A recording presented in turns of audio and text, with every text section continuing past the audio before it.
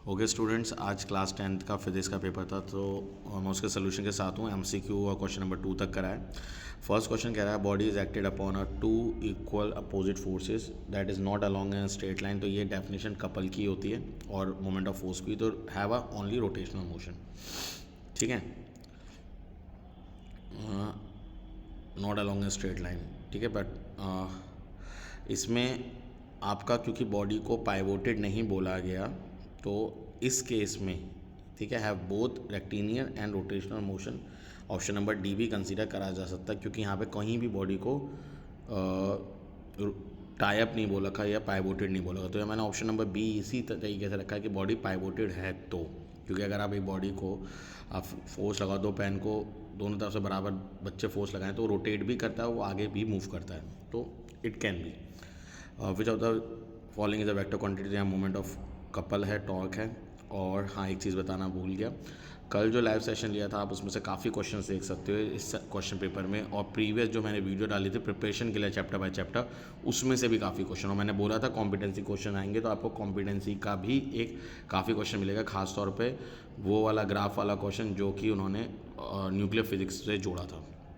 चलते हैं सोल्यूशन की तरफ। Question number 3, what correct energy transformation during the burning of candle. तो वहाँ केमिकल से हीट और लाइट, क्योंकि अगर आप देखो कैंडल बर्न होती है तो उसमें रोशनी भी होती है, गर्माहट भी होती है, तो हीट और लाइट की फॉर्म में निकल रहा है।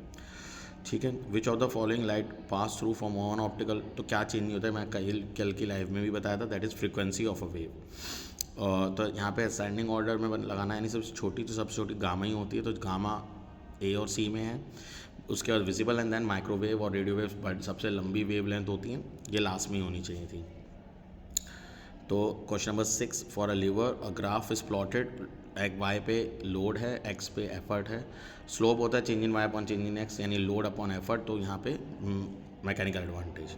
For real image by convex lens I और ओ, तो ओ देख लो कंपैरेटिवली 2.5 यानी बड़ा है, मैग्नीफिकेशन है, तो ऑब्जेक्ट को होना पड़ेगा एफ और 2F के बीच में, तभी जाके जो इमेज बनती है वो मैग्नीफाइड बनती है बियॉन्ड 2F। ठीक है, अरे ये मैंने कल कराया था, टोटल इंटर डेविएशन कितना होगा अगर 90 डिग्री घुसेगी तो 90 डिग्री का।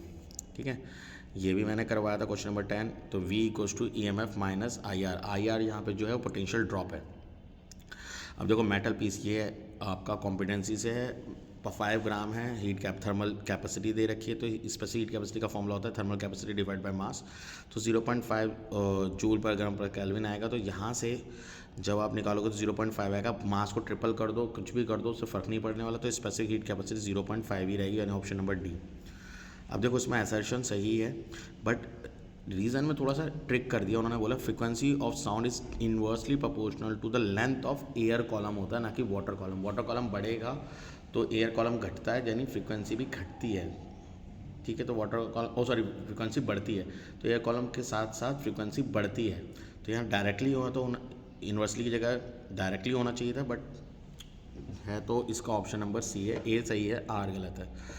दोनों केस में अब देखो तो R1 R2 में बैटरी से जब करंट निकलेगा तो बटेगा, नेगेटिव से बट के आ रहा होगा तो करंट, और यहाँ से पॉजिटिव से नीचे की तरफ गया होगा और उधर बटा होगा। तो बट जब भी करंट बढ़ता है तो वो पैरेलल होता है, और जब करंट एक ही डायरेक्शन में जाता है यूनि डायरेक्शनल होता है तो वो सीरीज़ होता है। रेडियो एक्टिविटी में अल्फ़ा पार्टिकल निकल रहा है, अल्फ़ा पार्टिकल एटॉमिक नंबर में 2 का चेंज लाएगा, यानी और इना ग्रुप सेम ग्रुप में लेफ़्ट 2 की तरफ मूव कर जाएगा। ये भी MCQ में था।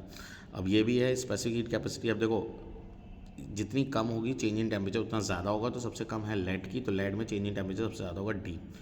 ये वाला क्वेश्चन तो मैंने कल लाइव में लिया था, अगर आपको याद हो तो। यहाँ पे ऊपर से जब नीचे गिर रहा है तो नॉर्थ जब गिर रहा हो तो यहाँ क्या बनाएगा, नॉर्थ, क्योंकि वो अपोज करना चाह रहा होगा। जब नीचे से निकल गया तो साउथ निकल रहा है, तो उस वक्त वो क्या बन रहा होगा, नॉर्थ। तो दोनों केस में नॉर्थ ही बनना होगा, यानी anti clockwise when both magnet is above and below the ring.